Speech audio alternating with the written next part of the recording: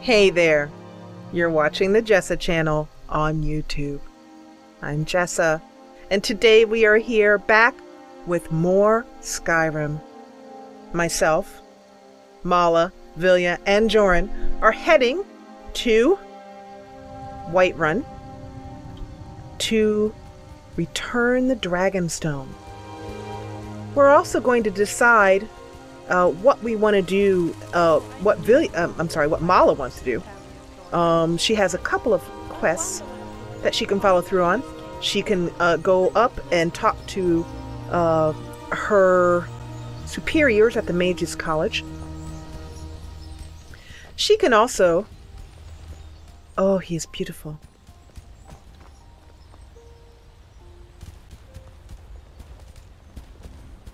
Hello. You are a grand beast, and worthy of respect. Yes, I bow to you as well.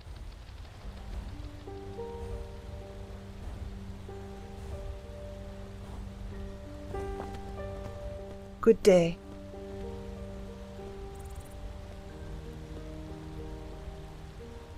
Oh, that was touching. Hello? Oh, excuse me. Do you have... Ah, she moves too fast. You must be one of those wizards from the college in Winterhold. Yes, I am. I am wondering what you have for sale. Take a look. I love this, I have a mod which allows, which is called Travelers of Skyrim, which allows merchants to walk through, and I'm looking for, see what basic stuff she has. So like I'm not in need of food right now. I'll grab these salt piles because I'm always looking for salt piles. Wisp wrappings. Huh. That's a pretty good price. I'll grab those too.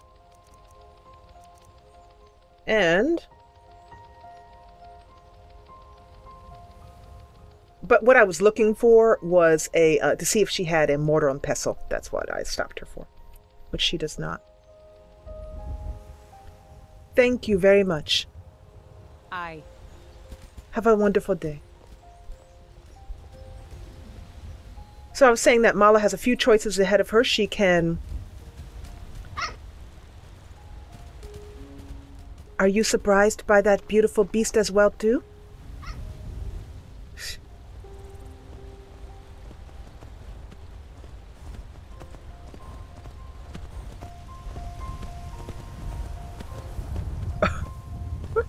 The beautiful beast who's...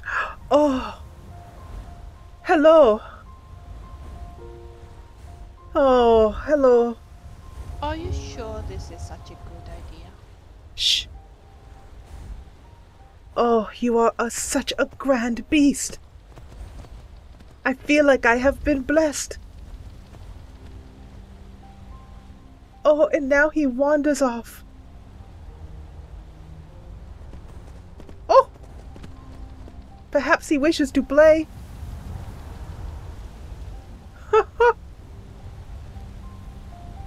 Anyway, as I was saying, again,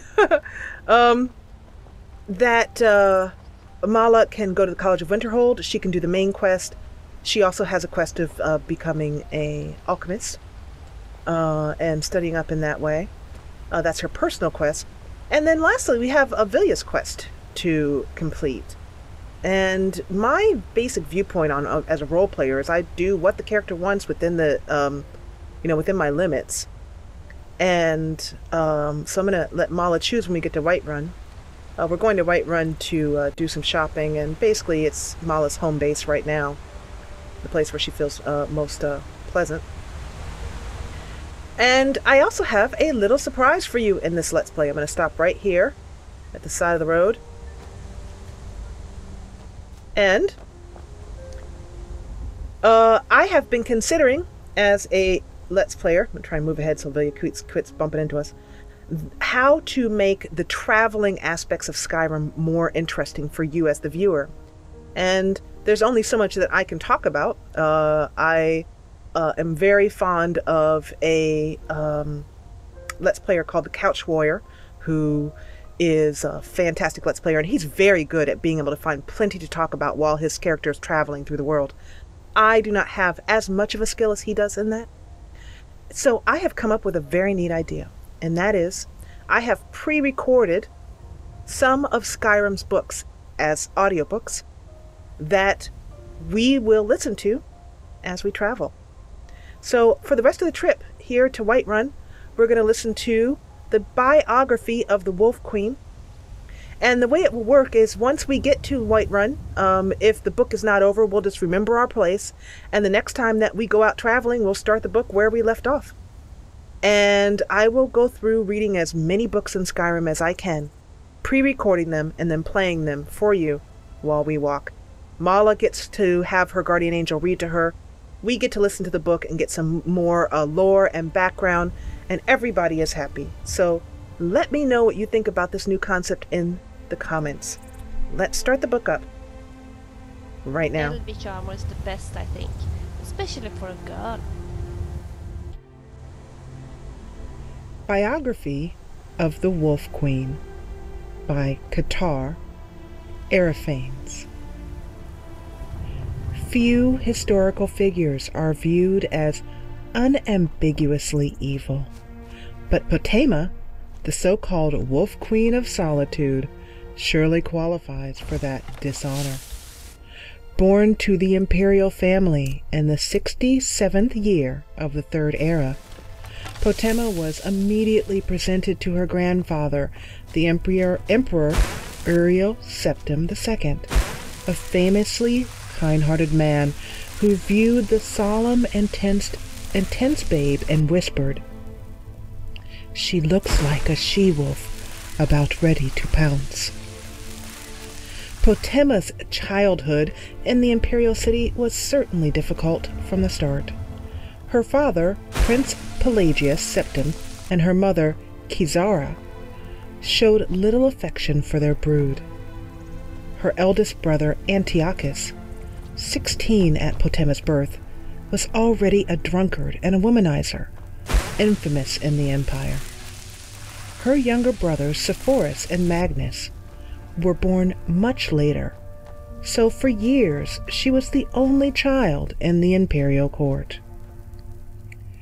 By the age of 14, Potema was a famous beauty with many suitors, but she was married to cement relations with King Mantiarco of the Nordic Kingdom of Solitude. She entered the court, it was said, as a pawn, but she quickly became a queen. The elderly King Mantiarco loved her and allowed her all the power she wished, which was total. When Uriel Septim II died the following year, her father was made emperor, and he faced a greatly depleted treasury thanks to his father's poor management. Pelagius II dismissed the Elder Council, forcing them to buy back their positions. In 3E97, after many miscarriages, the Queen of Solitude gave birth to a son, whom she named Uriel after her grandfather. Mantiarco quickly made Uriel his heir, but the queen had much larger ambitions for her child. 2 years later, Pelagius II died. Many say poisoned by a vengeful former council member. And his son, Potema's brother Antiochus, took the throne. At age 48, it could be said that Antiochus's wild seeds had yet to be sown, and the history books are nearly pornographic in their depictions of life at the imperial court after years of his reign, or during the years of his reign. Potema, whose passion was for power, not fornication, was scandalized every time she visited the imperial city.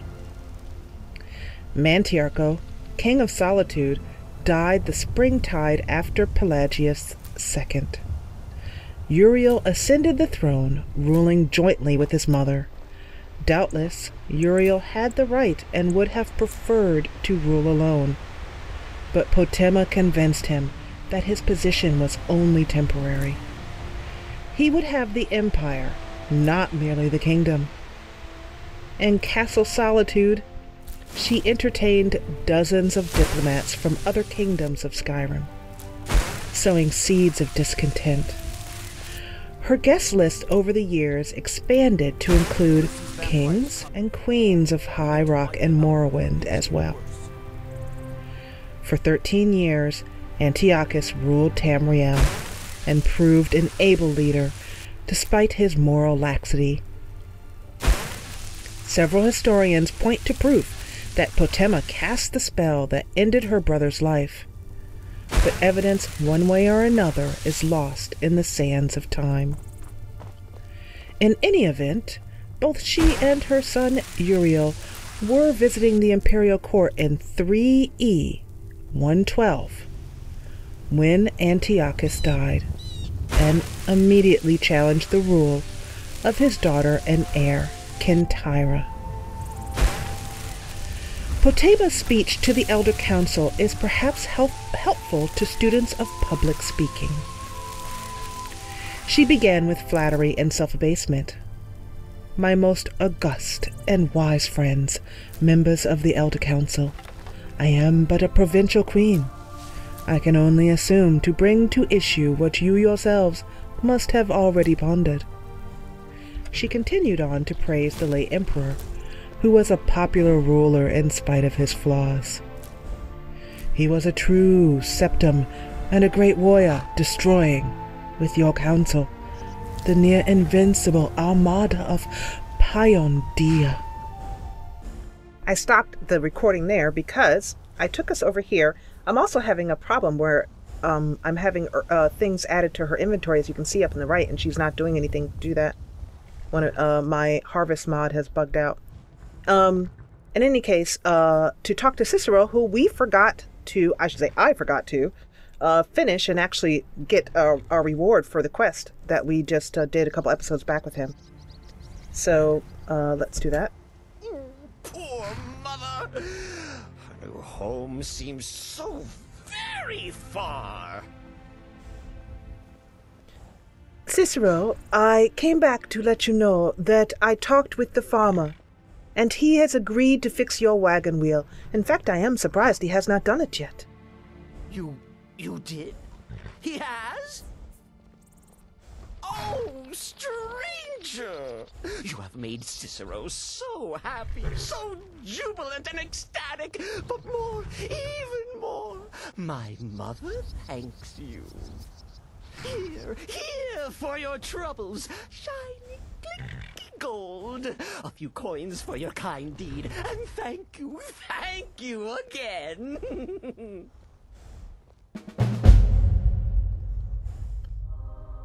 You are most welcome, and good luck with you and your mother. Good day. Okay, so we finished the Cicero thing, and I'll start up the audiobook again in just a moment.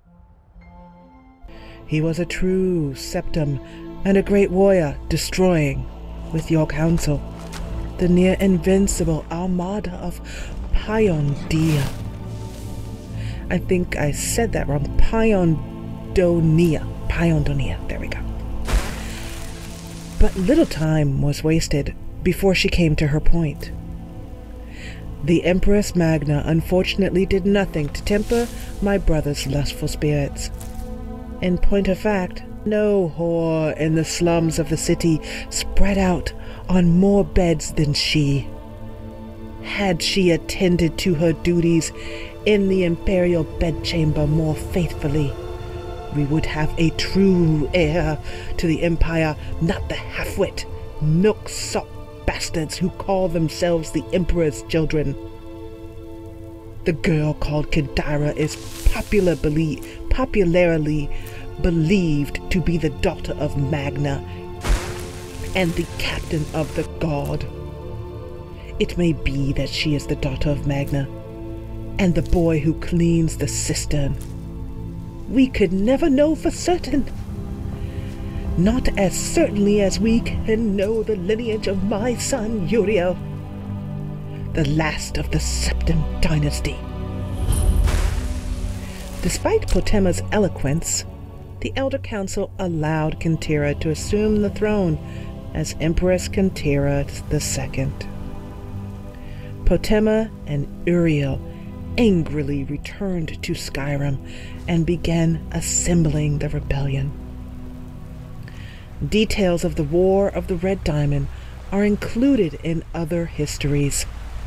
We need not recount the Empress Kintira II's capture and eventual execution in High Rock in the year 3rd Era 114, nor the ascension of Potema's son Uriel III 7 years later. Her surviving brothers, Sepphoris and Magnus, fought the Emperor and his mother for years, tearing the empire apart in a civil war.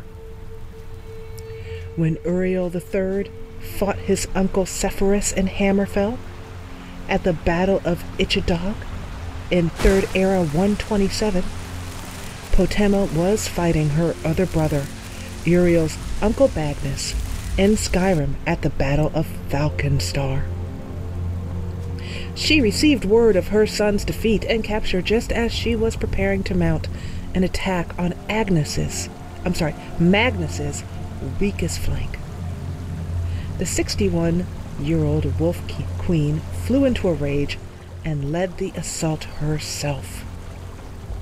It was a success, and Magnus and his army fled. In the midst of the victory celebration, Potema heard the news that her son, the Emperor, had been killed by an angry mob before he even made it for trial in the imperial city. He had been burned to death within his carriage. When Sepphoris was proclaimed emperor, Potema's fury was terrible to behold. She summoned Daedra to fight for her, had her necromancers resurrect her fallen enemies as undead warriors, and mounted attack after attack on the forces of Emperor Sepphoris I. Her allies began leaving her as her madness grew, and her only companions were the zombies and skeletons she had amassed over the years. The kingdom of solitude became a land of death. Stories of the ancient Wolf Queen being waited on by rotting skeletal chambermaids and holding war plans with vampiric generals terrified her subjects. Potema died after a month-long siege on her castle in the year 3rd Era 137 at the age of 90.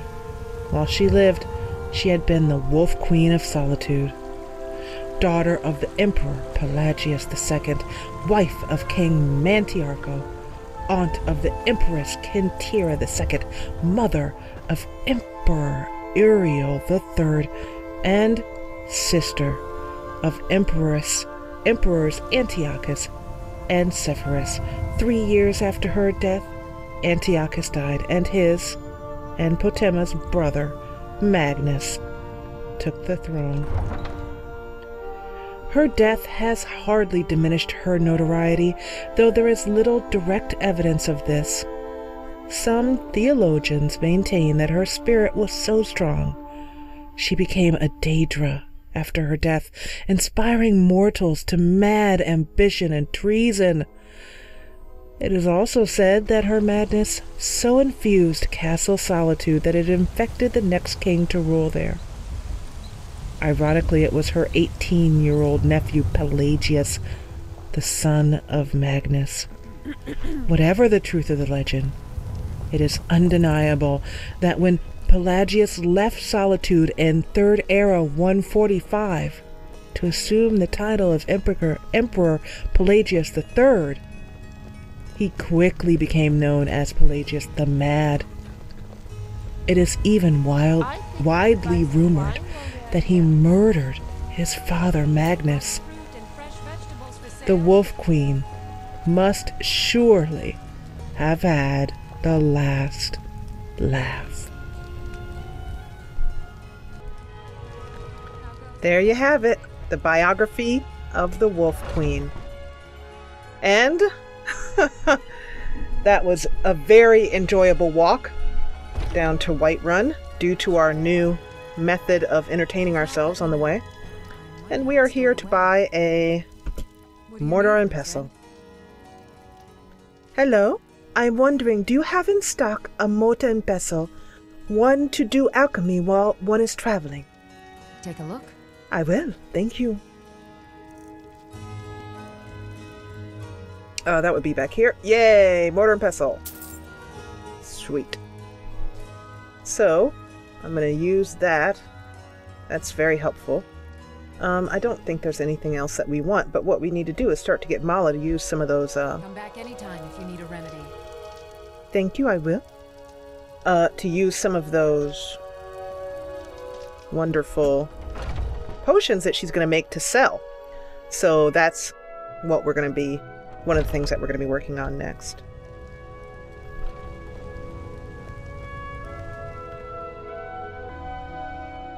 And we're going to do that in the next episode.